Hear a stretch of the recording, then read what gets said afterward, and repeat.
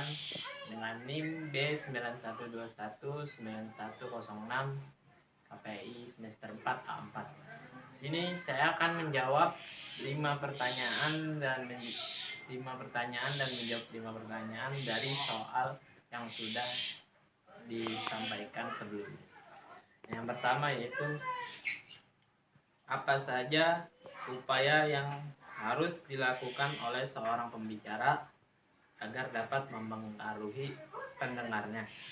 Jawabannya ialah 1. A. Pemilihan bahasa tutur. Jadi pemilihan bahasa tutur ini sangat penting untuk mempengaruhi. Yang kedua ada pemakaian ulasan dan argumentasi. Nah, dalam pembicara juga harus ada argumentasinya dan juga ulasan-ulasan tersebut. Yang C yaitu penampilan pembicara dengan gaya tertentu. Dengan berbicara juga kita harus menentukan dengan gaya agar pendengar itu lebih nikmat mendengarnya karena dengan gaya-gaya tertentu yang disampaikan oleh pembicara. Nah, yang kedua yaitu bagaimana cara mengidentifikasi audiens.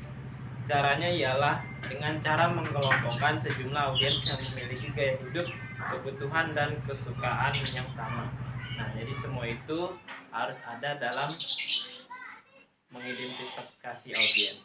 Yang ketiga yaitu sebutkan macam-macam pidato berdasarkan tujuannya. Yang pertama ada pidato informatif, yaitu pidato informasi seperti pengumuman penting.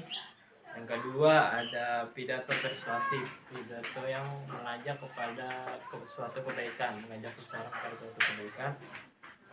Yang ketiga pidato rekreatif, dan yang terakhir pidato aksi. Yang keempat yaitu sebutkan 3 jenis retorika menurut Aristoteles. Jawabannya ialah invento, penemuan bahan, desposito, terus elogutio, gaya, dan pronunciatio, penyampaian. Nah, itu beberapa pidato yang menurut Aristoteles. Yang keempat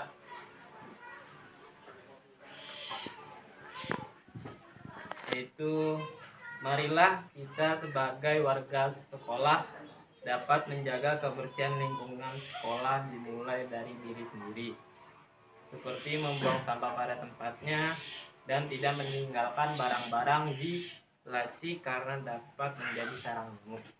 Nah, potongan pidato tersebut ialah pidato yaitu pidato persuasif, karena isi pidato tersebut adalah mengajak persuasi. Dan yang terakhir ada yaitu apa saja yang harus diketahui terlebih dahulu oleh seseorang pembicara mengenai majelis atau khalayak umum yang menjadi sasarannya. Jawabannya ialah apakah majelis merupakan suatu kesatuan yang terikat oleh suatu organisasi atau individu-individu yang bebas dari kata tersebut. Terus 2, apakah majelis mempunyai tingkat perhatian yang sama atau tidak. 3, apakah mereka datang dalam pertemuan itu dengan informasi yang cukup tentang judul yang akan disajikan. 4, apakah mereka sudah pernah mendapat uraian tentang judul yang akan disampaikan. Dan yang terakhir, bagaimana kemungkinannya, apakah mereka akan menerimanya dengan baik, sebagian, atau bahkan akan menolak seluruh gagasan dari pembicara. Nah, itulah 5 soal dan 5 jawaban yang bisa saya sampaikan. Demikian. Assalamualaikum warahmatullahi wabarakatuh. Sebelumnya perkenalkan, nama saya Lasna Fauzan. Saya basic masih mahasiswa semester 4. Jadi maksud saya di sini adalah untuk berpidato sebagai kegiatan tugas buat semester akhir semester 4. Ya, Bismillahirrahmanirrahim. Assalamualaikum warahmatullahi wabarakatuh. Waalaikumsalam warahmatullahi wabarakatuh.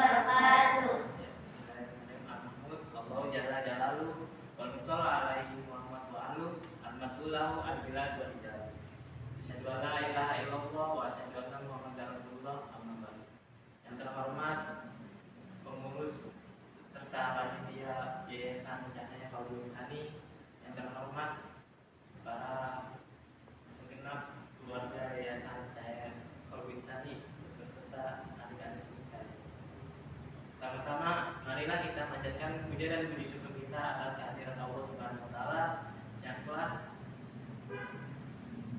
serta junjungan besar kepada Nabi Muhammad SAW yang telah membawa peradaban Islam dari zaman jahiliyah hingga zaman yang penuh keilmuan saat ini. Ya, jadi maksud saya di sini ialah untuk berpidato dengan judul Idul Adha di masa pandemi. Jadi sebelumnya sudah pada tahu kan apa itu kurban? Sudah ya. Jadi, sebelumnya ialah kurban. Kurban adalah suatu mendekatkan diri kita kepada Tuhan. Namun kurban ini hukumnya ialah sunnah muakkad, yakni sunnah yang sangat dianjurkan. Jika kita tidak bisa berkurban, namun tidak mengapa. Namun ketika kita sudah mampu untuk berkurban, maka laksanakanlah sesuai yang sudah diperintahkan oleh Allah. Bagaimana firman-Nya dalam surah Al-Kautsar. Bismillahirrahmanirrahim. Inna atayna.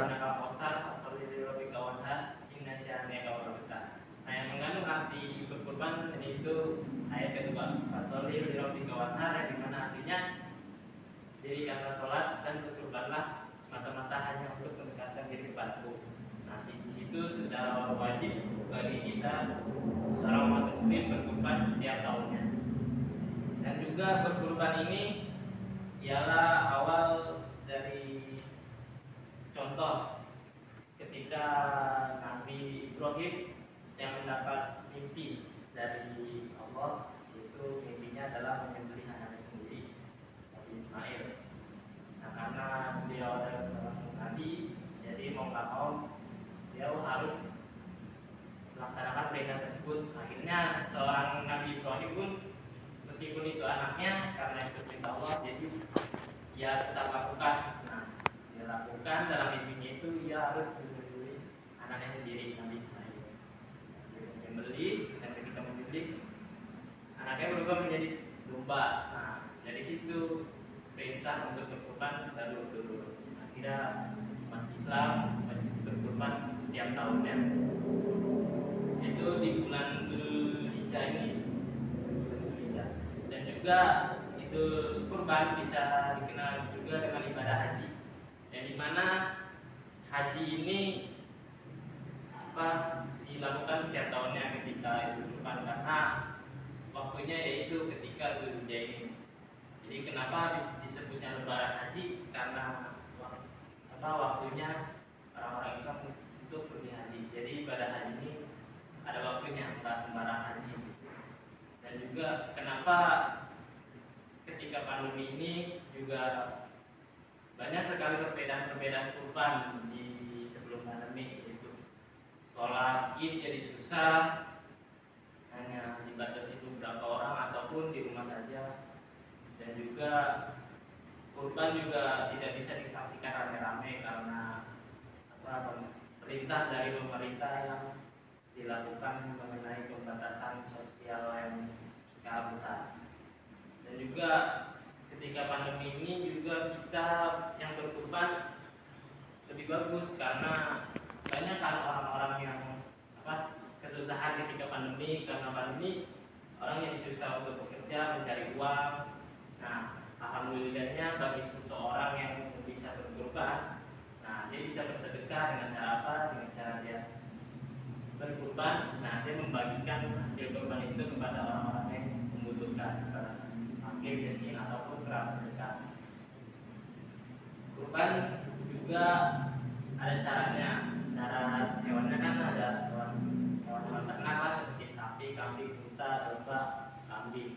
Nah, kalau sapi itu sekitar umur 2 tahun atau mau ke 3 tahun, dan kambing, domba itu sekitar 1 tahun. Dan juga kalau sapi ini bisa untuk berkurban 7 orang. Misalnya saya anak 7 orang, nah ini berkurban sapi nih 7 orang bisa. Sedangkan kambing, domba atau kambing domba itu hanya untuk 1 orang saja.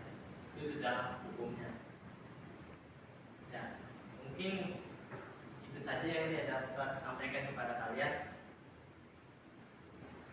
kurang lebihnya mohon maaf. Terima kasih. Wallahu ya.